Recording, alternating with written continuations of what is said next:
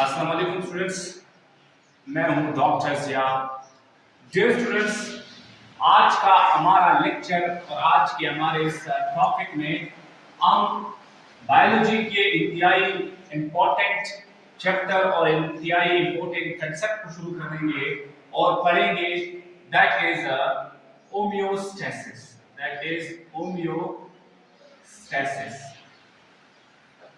Dear students, आप सबको मालूम है कि होम्योस्टेसिस वर्ड का मतलब है, द वर्ड होम्योस्टेसिस का मतलब है स्टेबल स्टेट। स्टेबल स्टेट और सेम सिचुएशन और सेम कंडीशन। डियर स्टूडेंट्स, लफ्ज या द वर्ड होम्योस्टेसिस का जो रियल मतलब है वो तो है स्टेबल स्टेट और same condition. Walter cannon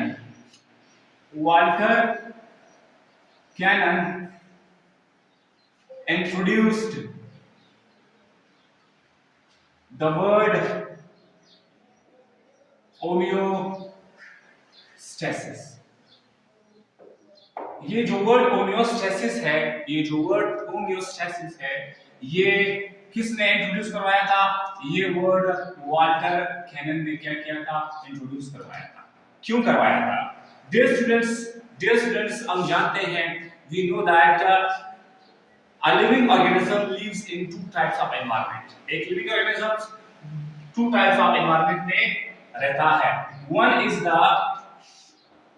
the internal environment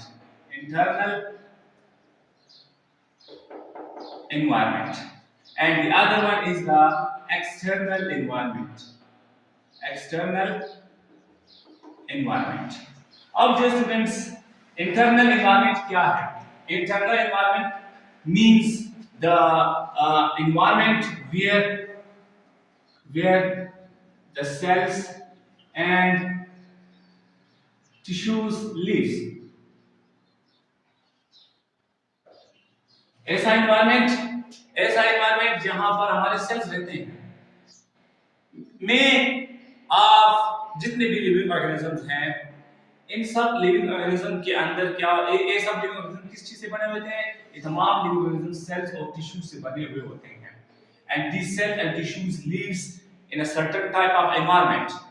that environment is known as internal environment। अब ये जो इंटरनल एनवायरनमेंट है, it consists of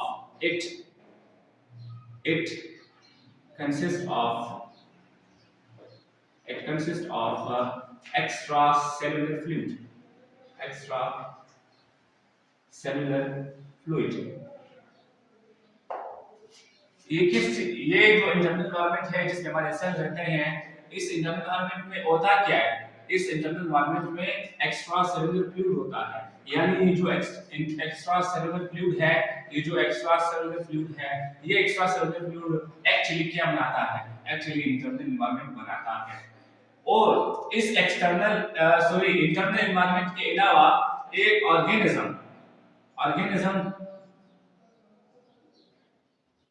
lives।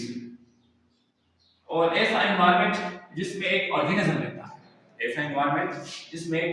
रहता है, आप जितने भी और लिविंग ऑर्गेनिज्म है, वो जिस एनवायरनमेंट में रहते हैं, जिस एनवायरनमेंट में हमारे पास एयर है, हमारे पास टेम्परेचर है, हमारे पास लाइट है, हमारे पास वाटर है, ये हम जिस एनवायरनमेंट में रह रहे हैं, ये एनवायरनमेंट क्या कहलाता है? ये एनवायरनमेंट एक्सटर्नल एनवायरनमेंट कहलाता है। और जिस एनवायरनमेंट में हमारे टिश्यूज और सेल्स रहते हैं, that is known as internal environment. अब एक्सटर्नल एनवायरनमेंट में हमारे पास आते हैं, सपोज हमारे पास आते हैं एक्सटर्नल एनवायरनमेंट में फ्रेश वाटर, मेरीन वाटर, इसी तरह हमारे पास टेरेस्ट्रियल एनवायरनमेंट। ये क्या है? ये हमारे पास एक्सटर्नल एनवायरनमेंट्स हैं। These are the environments where a complete organism lives। जबकि हमारे पास जो इंटरनल एनवायरनमेंट है, वो एनवायरनमेंट है जिसमें हमारे पास हमारे सेल्स और टिश्यूज रहते हैं। और हमारे सेल्स और टिश्यूज जिस एनवायरनमेंट में रहते हैं, उस एनवायरनमेंट में इनको जो चीज जिंदा रखती है, इनको जो चीज इनके फंक्शंस को मेंटेन रखती है, that is extra cellular fluid. जबकि एक्सटर्नल एनवायरनमेंट में एक ऑर्गेनिज्म की लाइफ को जो मेंटेन रखते हैं उनमें होते हैं water, air, light, temperature, soil. ये सारे क्या होते हैं, ये सारे हमारे पास हमारा एक्सटर्नल एनवायरनमेंट बनाते हैं। अब डियर स्टूडेंट्स, अगर एक्सटर्नल एनवायरनमेंट में चेंजेस आ रहे हैं, if there are some changes coming in external environment, तो इस एक्सटर्नल एनवायरनमेंट के चेंजेस के जो इफेक्ट्स हैं वो किस पर होंगे, वो इंटरनल एनवायरनमेंट पर भी पड़ेंगे। अगर एक्सटर्नल एनवायरनमेंट में कोई चेंज आ रहा है तो इस चेंज के इफेक्ट इंटरनल एनवायरनमेंट पर भी पड़ेंगे। अब बॉडी की ऐसी सलाहियत, the ability of the body which maintain the internal environment against the changes in external environment. This ability of the body is known as homeostasis.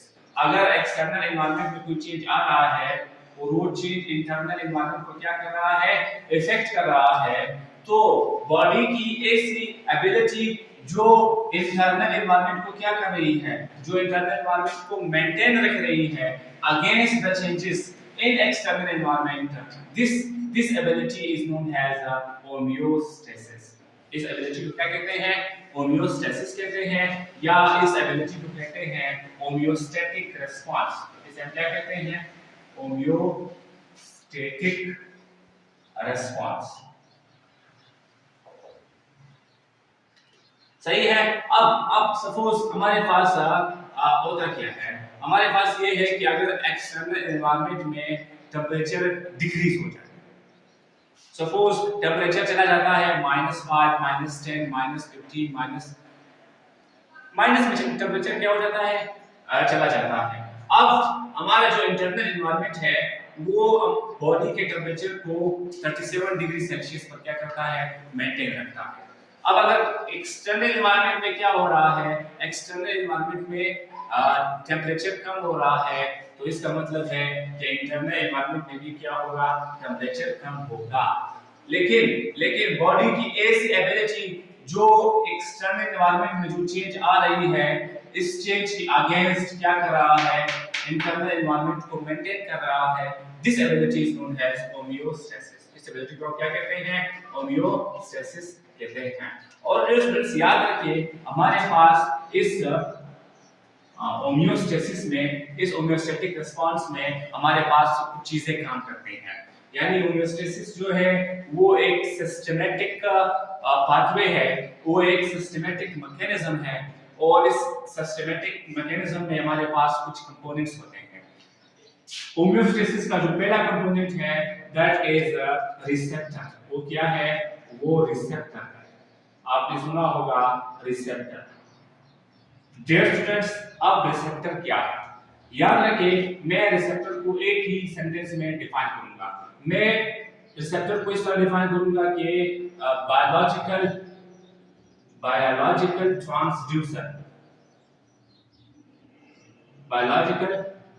Transducer which detect change in environment। ऐसा biological transducer जो environment में change को क्या करता है, detect करता है। This biological transducer is known as receptor. This biological transducer is known as receptor. अब बायोलॉजिकल ट्रांसड्यूसर का मतलब क्या है, ट्रांसड्यूसर का मतलब है ट्रांसड्यूसर का मतलब है एक ऐसा डिवाइस जो एनर्जी की एक फॉर्म को दूसरी फॉर्म में क्या करता है, कन्वर्ट करता है। ऐसा डिवाइस जो क्या करता है, एनर्जी की एक फॉर्म को दूसरे फॉर्म में कन्वर्ट करता है। अब रिसेप्टर क्या है, रिसेप्टर एक बायोलॉजिकल ट्रांसड्यूसर है। किस तरह, इस तरह के जो रिसेप्टर है, ये रिसेप्टर लाइट एनर्जी को, ये टच को, ये प्रेशर को, ये light, touch, temperature, pressure, pain, इन तमाम को क्या करता है, इन तमाम को कन्वर्ट करता है into electrical energy, electrical energy. तो रिसेप्टर क्या है? रिसेप्टर एक बायोलॉजिकल ट्रांसड्यूसर है। क्यों बायोलॉजिकल ट्रांसड्यूसर है? इसलिए बायोलॉजिकल ट्रांसड्यूसर है कि ये लाइट, टच, प्रेशर, टेम्परेचर और पेन की जो सेंसेशंस है इनको इलेक्ट्रिकल एनर्जी में क्या करता है, कन्वर्ट करता है। इसलिए रिसेप्टर क्या है? रिसेप्टर हमारे पास बायोलॉजिकल ट्रांसड्यूसर है। अब हमारे पास रिसेप्टर की डिफरेंट टाइप्स हैं। हमारे पास फोटो रिसेप्टर्स हैं, हमारे पास थर्मो रिसेप्टर्स हैं, हमारे पास नॉसिसेप्टर्स हैं और हमारे पास इसी तरह मैकेनो रिसेप्टर्स हैं। मैकेनो रिसेप्टर्स जो है वो टच, प्रेशर, वाइब्रेशन को डिटेक्ट करते हैं, जबकि फोटो रिसेप्टर्स जो है वो लाइट को डिटेक्ट करते हैं। थर्मो रिसेप्टर्स जो है वो हीट एंड कोल्ड के सेंसेशंस को डिटेक्ट करते हैं। एंड सिमिलरली जो नॉसिसेप्टर्स हैं वो क्या करते हैं, वो पेन को डिटेक्ट करते हैं। तो होम्योस्टैटिक रिस्पांस में या होम्योस्टेसिस में या होम्योस्टैटिक जो मैकेनिज्म है, इसमें जो पहला कंपोनेंट है दैट इज रिसेप्टर।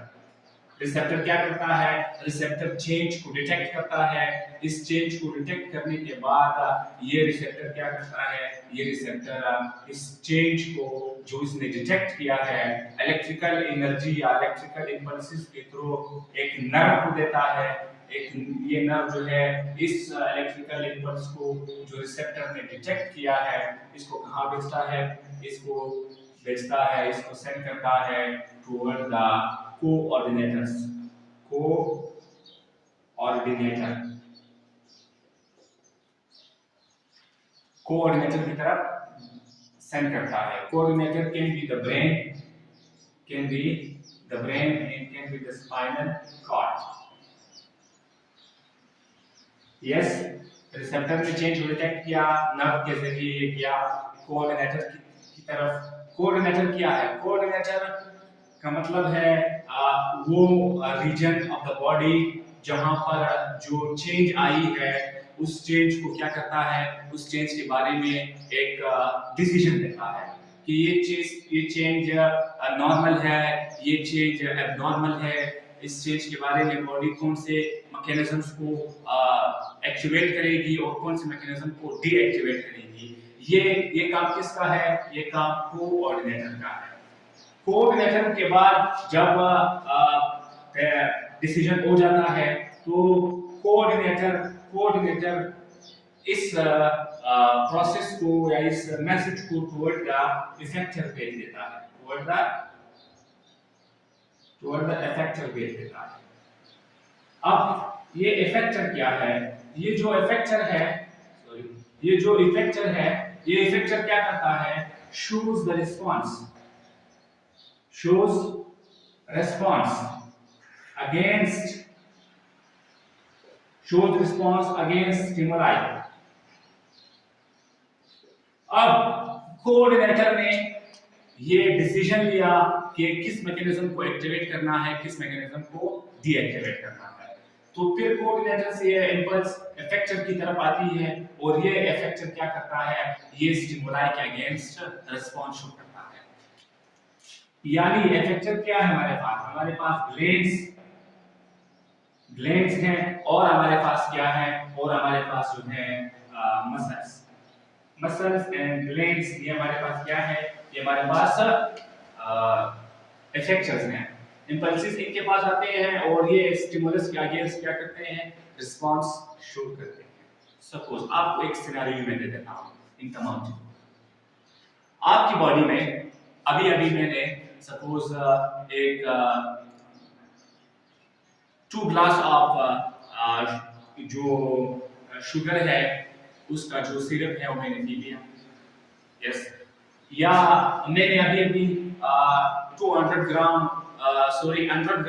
शुगर को मैंने क्या किया? अभी मैंने कंज्यूम किया। जब मैंने 200 ग्राम शुगर को कंज्यूम किया है तो अब क्या होगा? अब बॉडी के अंदर ग्लूकोज का जो लेवल है वो बढ़ेगा। ग्लूकोज का लेवल क्या होगा? बढ़ेगा। Now this high level of the glucose, this increase in the level of the glucose will be detected by the receptors in the cell. Pancreas में सेल्स होते हैं, वो सेल्स क्या करते हैं, वो सेल्स उन सेल्स के अंदर रिसेप्टर्स होते हैं, वो रिसेप्टर्स इस ग्लूकोज के लेवल को क्या करते हैं, ग्लूकोज के लेवल को डिटेक्ट करते हैं। जब ये रिसेप्टर्स ग्लूकोज के हाई लेवल को डिटेक्ट करेंगे तो ये रिसेप्टर्स उस सेल में कुछ चेंजेस पैदा करेंगी और उन चेंजेस के जरिए वो सेल क्या करेगा, वो सेल इंसुलिन रिलीज करेगा। अब वो जो सेल इंसुलिन रिलीज कर रहा है, वो जो सेल क्या कर रहा है, इंसुलिन रिलीज कर रहा है, वो इंसुलिन क्या करेगा, वो इंसुलिन वो जो हाई लेवल ऑफ ग्लूकोज है, वो उस ग्लूकोज को टुवर्ड द बॉडी सेल्स क्या करेगा, पुश करेगा, toward the brain cell push करेगा, तो ब्रेन सेल की तरफ मेनली जो इंसुलिन ग्लूकोज को पुश करता है वो ज्यादातर टुवर्ड द स्केलेटल मसल्स और टुवर्ड द एडिपोसाइट्स, हमारे जिस्म में जो चर्बी होती है, एडिपोस टिश्यू है, उनकी तरफ क्या करेगा, इस शुगर को पुश करेगा। अब जब ग्लूकोज की लेवल नॉर्मल हो जाएगी तो इंसुलिन क्या होगा, इंसुलिन की जो सिक्रीशन है वो भी क्या होगी, वो भी डिक्रीज हो जाएगी। अब हाई लेवल ऑफ ग्लूकोज क्या है, हाई लेवल ऑफ ग्लूकोज एक चेंज है इन द एनवायरनमेंट, एक एनवायरनमेंट में क्या आया है, एनवायरनमेंट में एक चेंज आया है और इस चेंज के खिलाफ बॉडी ने एक रिस्पांस शो किया है और वो रिस्पांस इसलिए शो किया है कि इंटरनल एनवायरनमेंट में क्या किया जा सके, इंटरनल एनवायरनमेंट को मेंटेन किया जा सके। This is a kind of what, this is a kind of homeostatic response. Yes, तो ये रहा होम्योस्टेसिस का एक short introduction. Dear students, homeostasis के बाद अब हम आगे पढ़ेंगे हमारे पास बॉडी में जो होम्योस्टैटिक रिस्पांसेस हैं वो किन किन फॉर्म में बॉडी जो है वो होम्योस्टैटिक रिस्पांस शो करती है।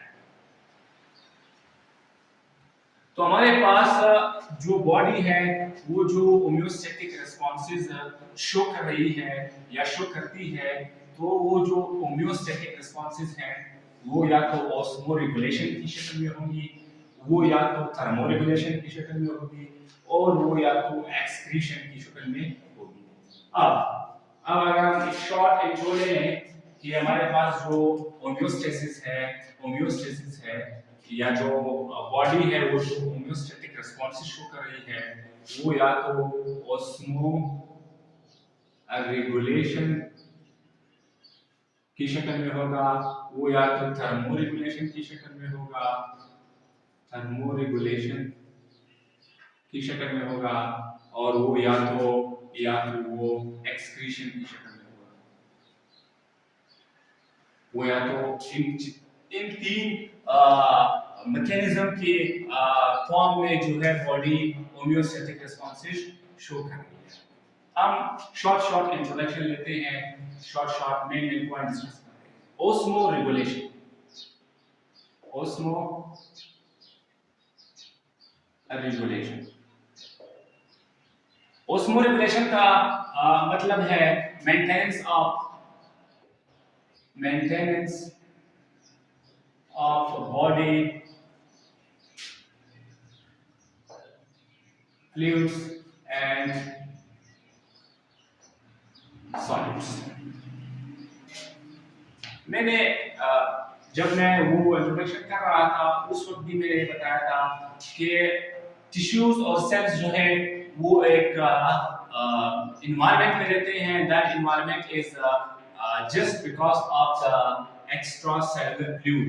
extracellular fluid में हमारे पास fluid भी होता है और हमारे पास सॉलिड्स भी होते हैं। अब एक ऐसा होम्योस्टैटिक रिस्पांस, एक ऐसा होम्योस्टैटिक मैकेनिज्म जहां बॉडी क्या करता है, जहां बॉडी फ्लूइड्स और सॉलिड्स के लेवल को मेंटेन रखता है। जब भी बॉडी में फ्लूइड्स और सॉलिड्स की कंसंट्रेशन ज्यादा होगी तब भी बॉडी एक कंपेंसेटरी रिस्पांस शो करेगी और जब फ्लूइड्स और सॉलिड्स की कंसंट्रेशन कम होगी तब भी बॉडी क्या करेगी, एक फिजियोलॉजिकल रिस्पांस शो करेगी, and that physiological response which the body shows whenever there is increase or decrease in the body fluid and solute concentration. This physiological response is known as osmoregulation. इसको क्या कहते हैं? इसको osmoregulation कहते हैं। अब dear students, body किस तरह osmoregulatory response को एक्टिवेट करती है? हमारे पास ये जो बॉडी फ्लूइड्स और सॉल्यूट्स हैं, हमारे पास एक हार्मोन है ADH, एंटी डाययूरेटिक हार्मोन। ये जो एंटी डाययूरेटिक हार्मोन है, और एक हमारे पास है एल्डोस्टेरोन। ये दो हार्मोन्स ऐसे हार्मोन्स हैं जो बॉडी में फ्लूइड और सॉल्यूट की कंसंट्रेशन को क्या करते हैं? ये मेंटेन करते हैं। सपोज आप एक ऐसे इन्वायरमेंट में रह रहे हैं, यस, कि जहां पर बॉडी की जो फ्लूइड है वो क्या हो रही है? वो डिक्रीज हो रही है। बॉडी में जो वाटर की कंसंट्रेशन है वो क्या है? वो डिक्रीज हो रही है। अब एक ऐसे इन्वायरमेंट में है जहां पर पानी नहीं है, आपने 18-17 घंटे 15 घंटे से पानी नहीं पिया है, तो बॉडी में वाटर की कंसंट्रेशन क्या है? डिक्रीज है, कम हो रही है। तो क्या होगा? तो बॉडी क्या करेगी? Against this decrease in H2O, body क्या करेगी? Release ADH। बॉडी ADH को रिलीज करेगी। ये ADH जब रिलीज होगा तो ये ADH क्या करेगा? ये ADH जो है ये इंक्रीज वाटर रीएब्जॉर्प्शन इन डिस्टल कन्वॉल्यूटिव ट्यूब्यूल। आगे बढ़ेंगे, लेकिन ये ADH क्या करेगा? ये ADH नेफ्रॉन के डिस्टल कन्वॉल्यूटिव ट्यूब्यूल में वाटर की परमिएबिलिटी को बढ़ाएगा, यानी वाटर की रिएब्जॉर्प्शन क्या होगी? ज्यादा होगी। जब वाटर की रिएब्जॉर्प्शन ज्यादा होगी तो इसका मतलब है कि जो urine will be concentrated. Urine क्या होगी? यूरिन कंसंट्रेटेड होगी। अब इस कंसंट्रेटेड यूरिन के जो बॉडी ने कंसंट्रेटेड यूरिन बनाया है, ये कंसंट्रेटेड यूरिन ये शो कर रहा है कि बॉडी क्या कर रही है? बॉडी H2O को, या बॉडी जो जिस्म के अंदर जो वाटर है उसको क्या कर रही है? उसको रिजर्व कर रही है, उसको बचा रही है। तो ये क्या है? ये हमारे पास एक कंपेंसेटरी रिस्पांस है, और ये हमारे पास क्या है?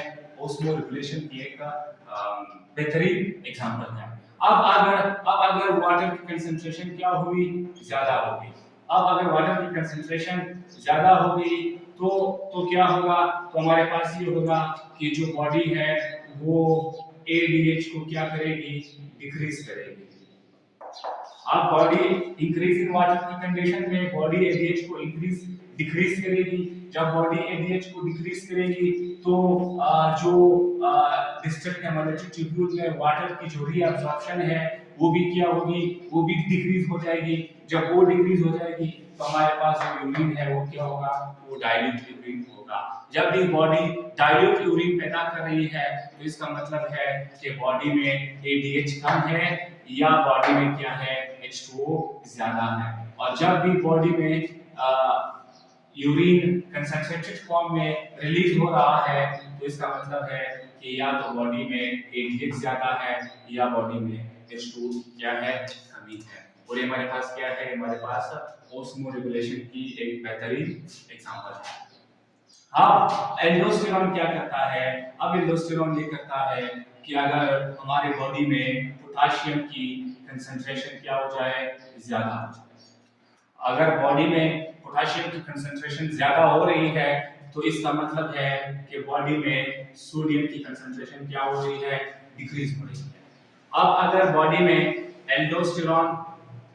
अगर बॉडी में पोटेशियम इंक्रीज हो रहा है, सोडियम की कंसंट्रेशन डिक्रीज हो रही है, तो इसका मतलब है कि ओवरऑल जो ब्लड प्रेशर है वो क्या हो रहा है? वो डिक्रीज हो रहा है। ब्लड प्रेशर डिक्रीज हो रहा है। क्यों? क्योंकि पोटेशियम बढ़ रहा है, सोडियम क्या हो रहा है? कम हो रहा है। इस चीज को कौन रेगुलेट करता है? इस चीज को एल्डोस्टेरोन रेगुलेट करता है। अब ज्यादा पोटेशियम की सूरत में जब पोटेशियम ज्यादा होगा तो क्या रिलीज होगा? तो एल्डोस्टेरोन रिलीज होगा। वो एल्डोस्टेरोन पोटेशियम की सिक्रीशन को ज्यादा करेगा, यानी पोटेशियम की कंसंट्रेशन को कम करेगा, और सोडियम की कंसंट्रेशन को क्या करेगा? बढ़ाएगा। जब सोडियम की कंसंट्रेशन बढ़ेगा तो बीपी क्या हो जाएगी? वो भी इंक्रीज हो जाएगी। अब अगर पोटेशियम की कंसंट्रेशन इंतहाई डिक्रीज हो रही है और सोडियम की कंसंट्रेशन इंक्रीज हो रही है और बॉडी में ब्लड प्रेशर क्या है? हाई है, ज्यादा हो गई है, तो इस कंडीशन में बॉडी क्या करेगी? एल्डोस्टेरोन के लेवल को डिक्रीज करेगी या एल्डोस्टेरोन की सिक्रीशन को स्टॉप करेगी। तो हमारे पास क्या होगा? जब एल्डोस्टेरोन की लेवल डिक्रीज हो जाएगी तो हमारे पास जो पोटेशियम की लेवल पहले से डिक्रीज थी वो आहिस्ता आहिस्ता इंक्रीज हो जाएगी, और जो सोडियम की कंसंट्रेशन ज्यादा हो रही थी वो पोटेशियम की कंसंट्रेशन से क्या होगी? वो कंपेंसेट हो जाएगी, और इसी तरह बीपी क्या हो जाएगा? बीपी भी थोड़ी सी डिक्रीज हो जाएगी। यस, तो ये क्या है हमारे पास? ये हमारे पास एक ओस्मोरेगुलेशन का एक छोटा सा ओवरव्यू था। अब ओस्मोरेगुलेशन के बाद हम थर्मोरेगुलेशन की तरफ बढ़ते हैं। हमारे बॉडी में ये जो थर्मोरेगुलेशन है, जो थर्मोरेगुलेशन है, थर्मोरेगुलेशन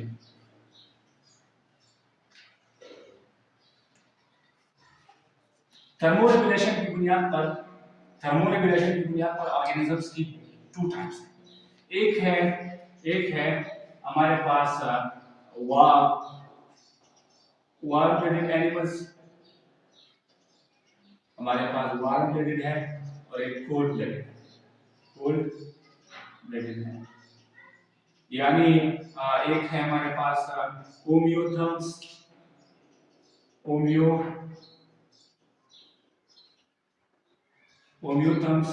और एक है वाइक्यूलोथर्म्स।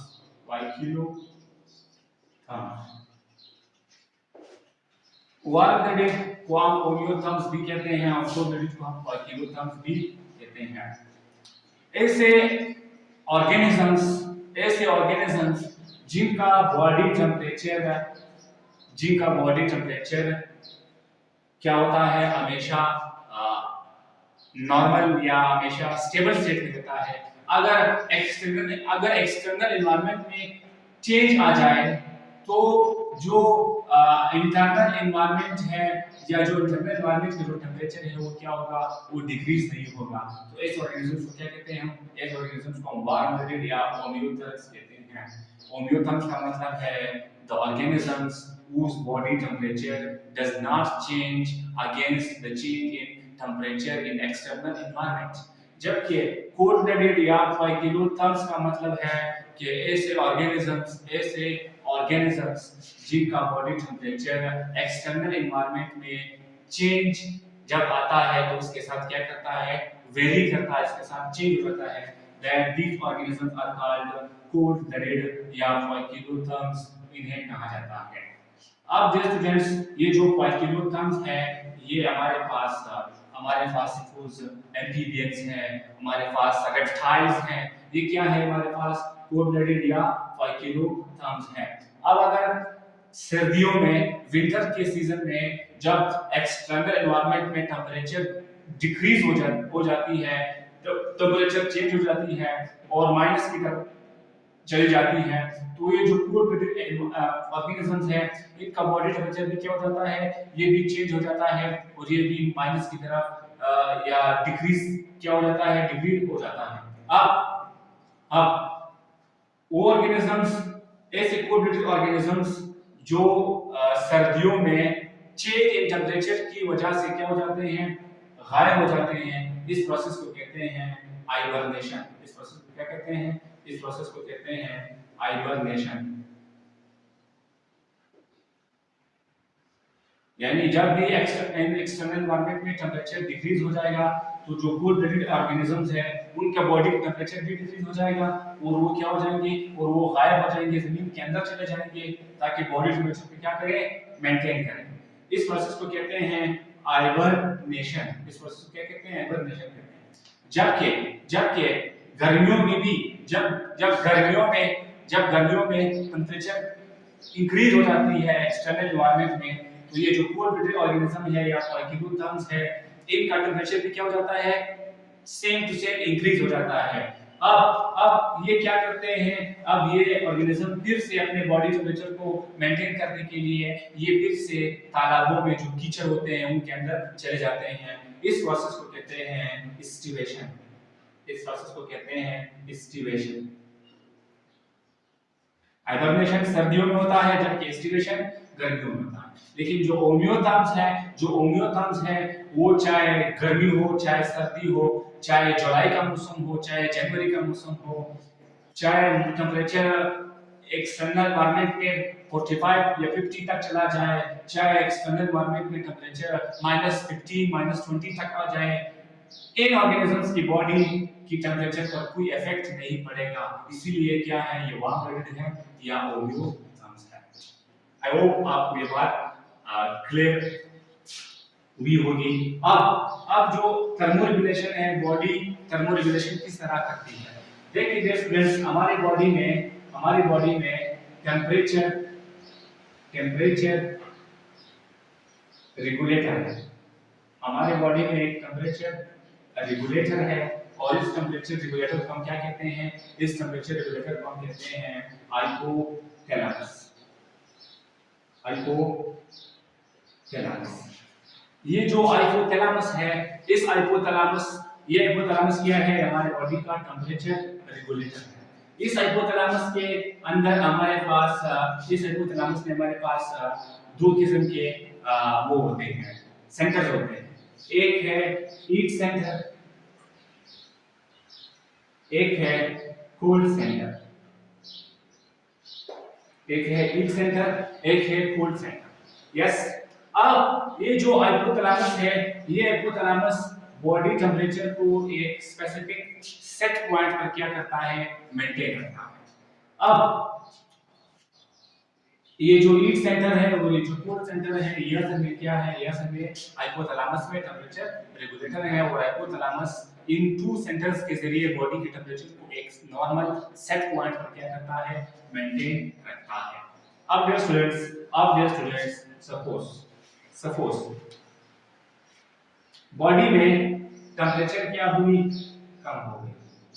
बॉडी में टेम्परेचर डिक्रीज हो गई। अब इस डिक्रीज इन टेम्परेचर, जब बॉडी में टेम्परेचर डिक्रीज हो जाएगी तो क्या होगा? तो हमारे पास ये जो ब्लड है, ये जब हाइपोथैलेमस के पास जाएगी तो ये जो ब्लड है, हाइपोथैलेमस में जो टेम्परेचर रेगुलेटरी सेंटर्स हैं या टेम्परेचर जो रेगुलेटर्स हैं हाइपोथैलेमस में, उनमें जो रिसेप्टर्स हैं, वो रिसेप्टर्स इस डिक्रीज इन टेम्परेचर को क्या करेगी? सेंस करेगी। जब ये इस डिक्रीज इन टेम्परेचर को सेंस करेगी तो ये क्या करेंगे? ये एक कंपेंसेटरी रिस्पांस जनरेट करेंगे और उस कंपेंसेटरी रिस्पांस मैकेनिज्म के जरिए बॉडी की टेम्परेचर क्या करेंगे? बढ़ाएंगे। अब अगर क्या होगा? अब अगर टेम्परेचर इंक्रीज हो गई है, इंक्रीज हो गई है, तो फिर से ये जो ब्लड सर्कुलेशन के थ्रू हाइपोथैलेमस के पास जा रही है, तो ये जो हाइपोथैलेमस है, इस हाइपोथैलेमस में जो रिसेप्टर्स हैं, वो रिसेप्टर्स फिर से टेम्परेचर को क्या करेगी? सेंस करेगी, डिटेक्ट करेगी और हाइपोथैलेमस एक बार फिर एक कंपेंसेटरी रिस्पांस जनरेट करेगा और वो कंपेंसेटरी रिस्पांस क्या करेगी? वो बॉडी के टेम्परेचर को डिक्रीज करेगी। अब अगर बॉडी का टेम्परेचर कम है, तो हाइपोथैलेमस किस तरह बॉडी के टेम्परेचर को इंक्रीज करेगी? तो हाइपोथैलेमस, अगर बॉडी का टेम्परेचर कम है और हाइपोथैलेमस क्या कर रहा है? हाइपोथैलेमस बॉडी के टेम्परेचर को इंक्रीज कर रहा है, तो हाइपोथैलेमस बॉडी के टेम्परेचर को दो मैकेनिज्म्स के थ्रू क्या करेगा? बढ़ाएगा। एक है शिवरिंग थर्मोजेनेसिस,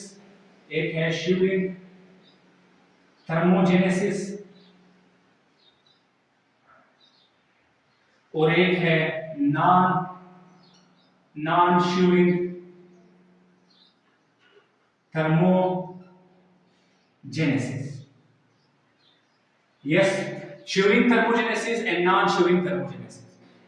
Shearing thermogenesis का मतलब है कि ऐसा थर्मोजेनेसिस का मतलब है process of production of heat को जनरेट करने का जो मैकेनिज्म है उसे थर्मोजेनेसिस कहते हैं। अब shearing thermogenesis का मतलब है कि ऐसा हीट जनरेटिंग मैकेनिज्म जिसमें बॉडी क्या होती है, जिसमें बॉडी shearing कर रही होती है, कांपती है। जब भी हमारे बॉडी में क्या होगा, जब भी हमारे बॉडी में टेम्परेचर कम होगा और हम शिवरिंग कर रहे होते हैं, हमारे जो जॉज हैं वो भी क्या होते हैं, वो भी शिवरिंग कर रहे होते हैं। इस प्रोसेस के जरिए क्या होता है, बॉडी में हीट जनरेट होती है, बॉडी में हीट पैदा होती है। तो इस प्रोसेस को कहते हैं शिवरिंग थर्मोजेनेसिस। और ये जो शिवरिंग थर्मोजेनेसिस है, ये क्या करती है, ये शिवरिंग थर्मोजेनेसिस बॉडी के टेम्परेचर को क्या करती है, बॉडी के टेम्परेचर को बढ़ाती है। एक है non shivering thermogenesis. Non shivering thermogenesis का मतलब है कि बॉडी मेटाबॉलिक प्रोसेसेस के जरिए क्या करती है, बॉडी मेटाबॉलिक प्रोसेसेस के जरिए हीट को क्या करती है, पैदा करती है। थायरोक्सिन हार्मोन बनता है, इस थायरोक्सिन हार्मोन से क्या होता है, बॉडी में हीट पैदा होती है। यस, अब अगर बॉडी में टेम्परेचर इंक्रीज हो जाए, अब क्या हो जाए, बॉडी में टेम्परेचर इंक्रीज हो जाए, डिक्रीज हो गया तो डिक्रीज जब टेम्परेचर होता है तो बॉडी इन दो मैकेनिज्म्स के जरिए हीट को क्या करता है, बढ़ाता है। अगर टेम्परेचर डिक्रीज हो जाए तब क्या होगा, अगर टेम्परेचर इंक्रीज हो जाए तो क्या होगा, टेम्परेचर जब इंक्रीज हो जाए तो हाइपोथैलेमस क्या करेगा, हाइपोथैलेमस बॉडी के टेम्परेचर को डिक्रीज करेगा। किस तरह डिक्रीज करेगा, इस तरह डिक्रीज करेगा कि बॉडी में आई यूरिनेशन होगी, इंक्रीज स्वेटिंग होगा, पसीना ज्यादा आएगा, और इसी तरह यूरिनेशन होगी, स्वेटिंग होगी, और इसी के साथ साथ जो क्यूटेनियस स्किन के नजदीक जो ब्लड वेसल्स हैं उनकी क्या हो जाएगी, उनकी वेसोडाइलेशन हो जाएगी। वो वेसोडाइलेशन हो जाएगी तो बॉडी क्या करेगी, बॉडी हीट को रिलीज करेगी। इसी के साथ साथ अगर आप दूसरे जानवरों में स्पेशली डॉग्स, कुत्ते होते हैं, वो कुत्तों का आपने देखा होगा कि गर्मियों में कुत्तों का जो है वो अक्सर उनकी जुबान बाहर लटक रही होती है और उनसे वो जो है सलाइवा रिलीज हो रहा होता है। ये क्यों करते हैं, ये इसलिए करते हैं, इस प्रोसेस को कहते हैं पैंटिंग। इस प्रोसेस को क्या कहते हैं, इस प्रोसेस को कहते हैं पैंटिंग। और ये इसलिए होता है कि कुत्तों की बॉडी में जो टेम्परेचर है वो ज्यादा जनरेट हो गई है, उनका टेम्परेचर ज्यादा है, तो बॉडी के टेम्परेचर को इस प्रोसेस के जरिए क्या कर रहे हैं, डिक्रीज कर रहे होते हैं। सो डियर स्टूडेंट्स, इस लेक्चर में हमने होमियोस्टेसिस के जो इंट्रोडक्शन था, होमियोस्टेसिस के जो रिस्पॉन्सेस थे, जैसे कि ऑस्मो रेगुलेशन है, जैसे कि थर्मो रेगुलेशन है, वो हमने स्टडी किया। नेक्स्ट लेक्चर में हम एक्सप्रेशन को स्टडी करेंगे। डियर स्टूडेंट्स, आई होप कि आपको लेक्चर समझ में आई होगी। और सो डियर स्टूडेंट्स, मिलते हैं अगले वीडियो में, तब तक के लिए टेक केयर ऑफ योरसेल्फ, अल्लाह हाफिज़।